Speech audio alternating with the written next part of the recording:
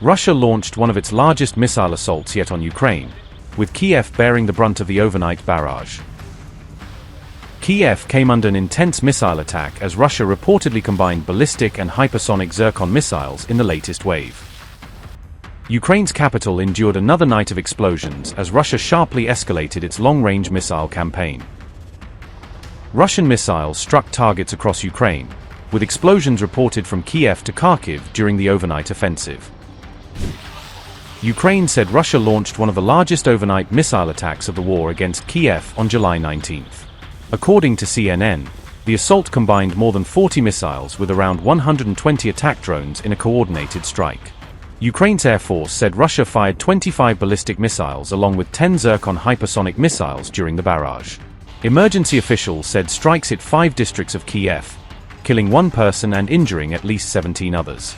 Russia's defense ministry, meanwhile, claimed the attack targeted Ukraine's defense industry facilities and military logistics sites. Ukraine also said a Russian strike destroyed nearly 250,000 books after hitting the warehouse of publishing company Nyholov in Kyiv.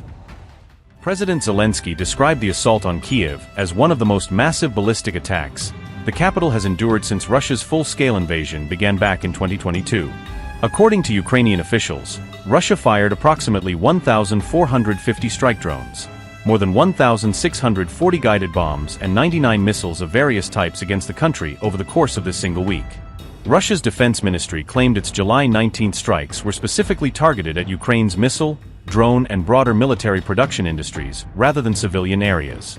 The BBC reported that at least 35 people were injured in the overnight wave of missile and drone attacks, with several victims left in serious condition.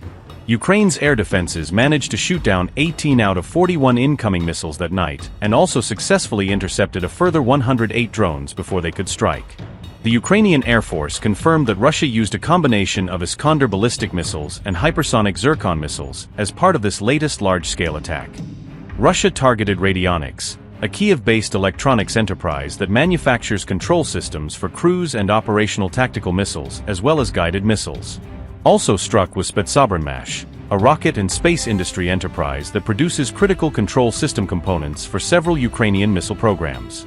The Meridian plant, named after Korolev, was hit as well, since it produces structural elements and guidance components specifically for Ukraine's Neptune MD guided missiles. Oaklane, a factory manufacturing components for long-range drones and carbon fiber parts for FPV drones, was also named among the facilities targeted in the strikes. Russia also claimed to strike a Nova Pashta logistics hub in Kyiv, alleging it was being used to store dual-use cargo tied to drone and electronic warfare production.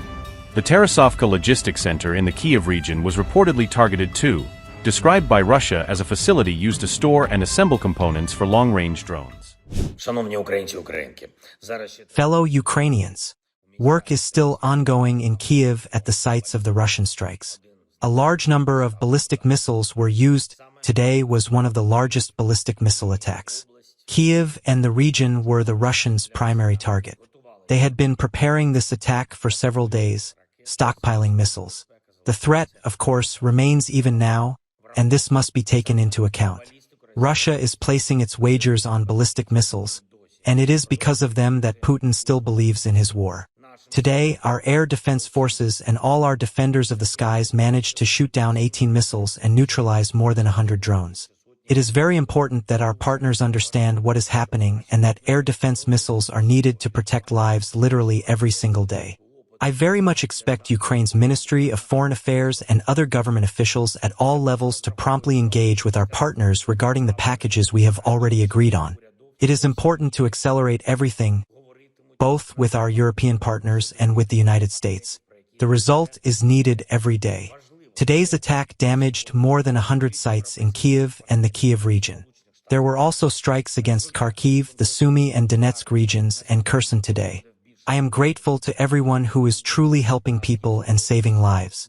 Today, I continued speaking with experienced Ukrainian military officers, Mikhailo Drapetyi, Volodymyr Horbeshyuk, and Ola Apostle. Each of them is well known in the army. They reported on the situation in the relevant sectors, and we also discussed the overall course of the war. It is important to assess our strategy going forward and Ukraine's proactive steps, how to force Russia to end this war with a dignified peace for Ukraine and guaranteed security. There are various components to this, and I want to hear how commanders at different levels across Ukraine's defense and security forces see it. Tomorrow I will hold key talks. Ukraine must achieve its goals, and it will. One more point. We continue implementing our long-range sanctions plan against Russia for the war. The oil industry, supplies for the occupation contingent, our Ukrainian mid-range strikes and long-range strikes. These are our responses to what Russia is doing against Ukraine and to the way the Russians think. You cannot simply go on living your life and pretend not to notice when your country is killing a neighboring country. Pressure must be brought to bear on Moscow. Pressure is needed so that there is peace. This is exactly how we are working.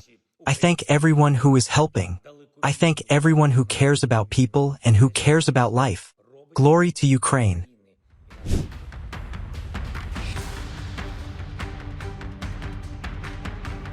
Kharkiv also came under fresh missile attack after strike hit a Nova Poshta logistics terminal.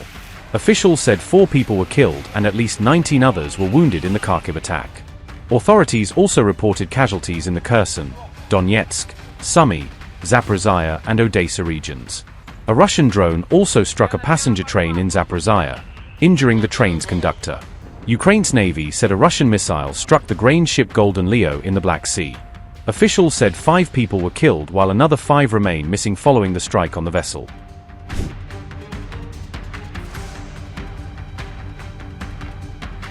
Meanwhile, Ukrainian monitoring channels reported strikes on an oil depot in Russia's Stavropol Krai. Zelenskyy further added that Ukraine's armed forces struck yet another fuel sector facility in that same Stavropol region, compounding the damage to Russia's energy infrastructure there. The Ukrainian president also confirmed precise hits on 3 Russian Shadow Fleet tankers operating in the Black Sea, striking directly at Moscow's sanctions-evading oil trade. The Caspian Pipeline Consortium confirmed that 2 tankers at its terminal were damaged in the latest attack, disrupting a key route for Kazakhstan's oil exports. Oil loading operations at the terminal were immediately suspended following the strike, though officials confirmed there were no injuries or oil spills reported. Stavropol's regional governor confirmed that a Ukrainian drone attack had caused a significant fire to break out at an industrial park within the region. Explosions were also reported in occupied Luhansk and at several locations across Crimea. Crimean Wind reported that a drone strike caused a fire at a power substation, leading to outages in Yalta. Reports also said the Kerch Bridge was temporarily closed after explosions were reported near occupied Kerch.